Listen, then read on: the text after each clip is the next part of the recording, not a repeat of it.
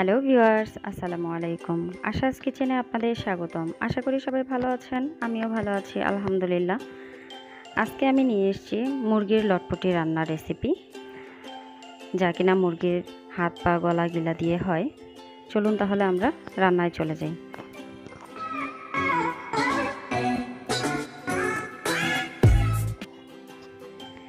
এখানে আমি মুরগির পা ভালোভাবে পরিষ্কার করে নিয়েছি।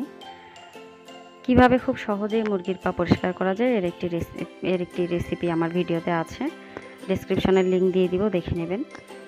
এখানে আমি গলা গিলা পাখনা এগুলো নিয়েছি, ফ্রেশ মাংসও আছে, ভালোভাবে ধুয়ে নিয়েছিলাম। এখন একটি কড়াইয়ে আমি হাফ কাপ পরিমাণ তেল দিয়ে দিব। তেলটা গরম হয়ে এলে দিয়ে দিব পেঁয়াজ কুচি 1 কাপ। পেঁয়াজের কালার পরিবর্তন হওয়া পর্যন্ত আমি এটাকে নাড়াচাড়া করে নিব। দেখুন কালারটা চেঞ্জ হয়ে আসছে। এখন এই পর্যায়ে আমি দিব আদা রসুন বাটা 3 চা চামচ, 1 চা চামচ জিরা বাটা।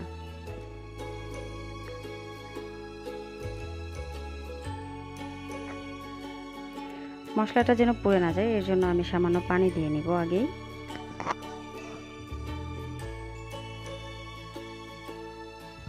এখন এরপর দিব আমি দেড় চা চামচ লাল মরিচ গুঁড়ো, 1.5 চা চামচ ধনে গুঁড়ো,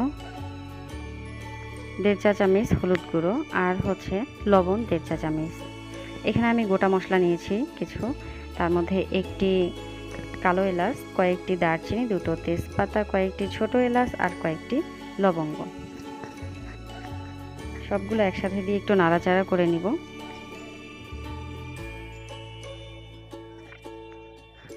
আর এখানে আমি একটু মাংসের মশলা নিয়েছি 1 চা চামচ। এটা খাবারের স্বাদটা পরিবর্তন করবে, ভালো লাগবে খেতে, এর জন্য দিয়েছি। আমি দ্বিতীয়বারের মতো আরও একটু পানি দিয়ে নিব, সেটা এই জন্য যে মশলা যত ভালোভাবে কষানো যায় খাবারের টেস্ট তত ভালো হয়।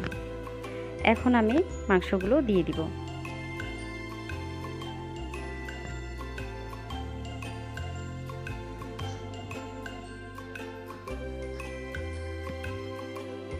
মশলাগুলো দিয়ে ভালোভাবে মাংসগুলো উল্টে পাল্টে নেব।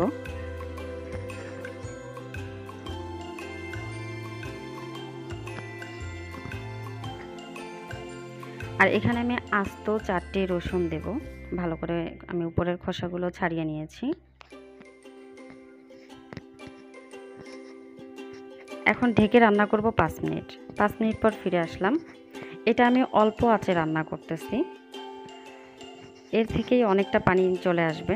আমি এর মধ্যে এখন কোনো পানি দিব না, এভাবেই রান্না করব আরও কিছুক্ষণ। প্রায় 10 মিনিট পর আমি ফিরে আসলাম। আমার মুরগিটাতে অনেক পানি আসছিল, যেটা আমি শুকিয়ে নিয়েছি। এর মধ্যে কয়েকবার নাড়াচাড়া করে দিয়েছিলাম।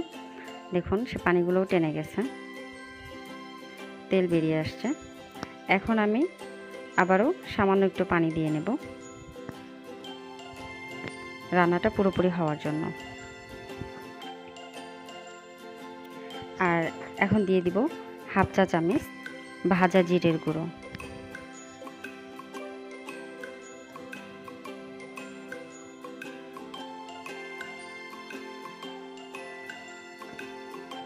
ঢেকে রান্না করব গ্রেভিটা শুকিয়ে আসা পর্যন্ত।